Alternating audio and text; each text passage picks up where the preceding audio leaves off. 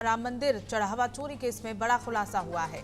अविनाश शुक्ला की Brezza car जब्त कर ली गई है। चोरी की रकम से कार खरीदने की बात भी सामने आई है। पुलिस अन्य संपत्तियों की जांच कर रही है। एसआईटी मामले की गहन जांच में जुटी हुई है। बताया जा रहा है कि ये वाहन उसके भाई के नाम पर दर्ज है, जो सरकारी शिक्षक है। पुलिस अब चोरी की रकम से खरीदी गई अन्य संपत्तियों की भी जांच कर रही है। अविनाश फिलहाल पुलिस रिमांड पर है और मामले की जांच एसआईटी की ओर से की जा रही है।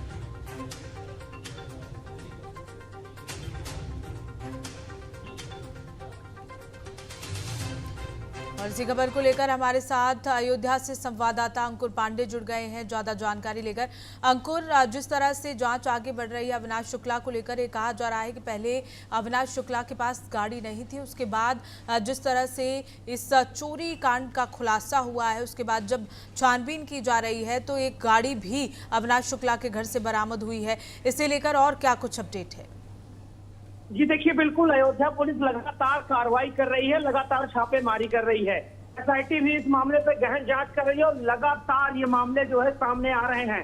लेकिन कल जो क्षेत्राधिकारी अयोध्या हैं आशुतोष तिवारी ने कोर्ट से अविनाश शुक्ला की जो है रिमांड मांगी थी और रिमांड 24 घंटे की मांगी थी, रिमांड मंजूर हुई। उसके बाद 13 घंटे रिमांड पर लिया गया।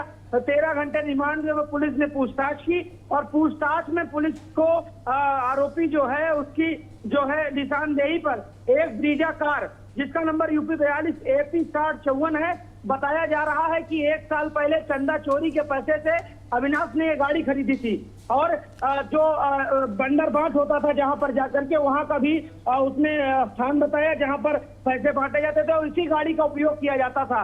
पुलिस ने इसको तत्काल जब्त किया, दाखिल किया। अब कोर्ट में इसको दाखिलनामा भेजेगी। लेकिन लगातार अयोध्या पुलिस कार्रवाई कर रही है इनके ऊपर और अविनाश शुक्ला के ऊपर। ये जो कार बरामद हुई है ये जो ब्रीजा कार है, इसी का उपयोग करके ये जो इसमें लूटमार गैंग जो इनका पूरा था वो सक्रिय था और अब जो है पुलिस ने इसको जब्त किया है और इस पे कार्रवाई कर रही है। यूं माना जा रहा है कि जो चंदा चोरी का पैसा जाता था इसी से आता जाता था और इसी में बैठकर बंदर बांट करते थे ये लोग। और साथ ही साथ ये भी मामला सामने आया कि ये कार 1 साल पहले अविनाश ने चंदा चोरी के पैसे से खरीदी है। जी बिल्कुल अंकुर, और इसके साथ साथ और क्या कुछ खुलासे एसआईटी मामले की गहन जांच में निकलकर सामने आ रहे हैं?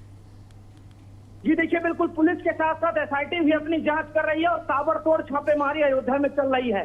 एक के बाद एक कार्रवाई हो रही है। यूं माना जा रहा है अयोध्या पुलिस सब जो टिन्नू यादव है उसको अब रिमांड पर लेगी और उससे पूछताछ करेगी, उसके निशानदेही पे भी बरामद होगा। लगातार बरामदगी हो रही है, कहीं 80 लाख, कहीं 20 लाख, कहीं गाड़ी बरामद हो रही है तो कहीं जमीन के मामले सामने आ रहे हैं, कहीं प्रॉपर्टी बनाई गई है। और उसी तरह एसआईटी भी जो है तमाम लोगों से पूछताछ कर रही है। पूछताछ में अभी तक ये मामला सामने आया कि अनिल मिश्रा और गोपाल राव की मुसीबत जो है पड़ सकती है। एसआईटी ने लगभग 3 घंटे कल अनिल मिश्रा से और आज गोपाल राव से पूछताछ करेगी। एसआईटी लगातार एक एक पहलुओं पर ध्यान दे रही है और एसआईटी एक एक चीज पर जांच कर रही है। पहले एसआईटी की समय सीमा जो थी 15 दिन की थी, अब जुलाई के दूसरे सप्ताह यानी 15 जुलाई तक ये समय सीमा बढ़ा दी गई, यानी 30 दिन का समय एसआईटी के पास है।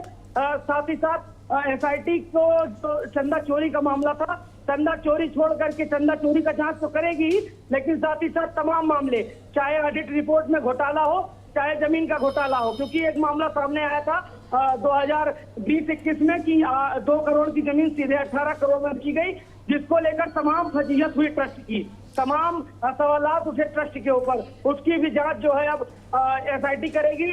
इसके कागजात जो आम आदमी पार्टी के राज्यसभा सांसद संजय सिंह उन्होंने एसआईटी को सौंपी थी। बिल्कुल अंकुर, यानी कि लगातार कई ऐसे खुलासे हैं जिनका होना बाकी है और 15 जुलाई को रिपोर्ट भी एसआईटी की ओर से सौंपी जाएगी। बहुत बहुत शुक्रिया तमाम जानकारी साझा करने के लिए।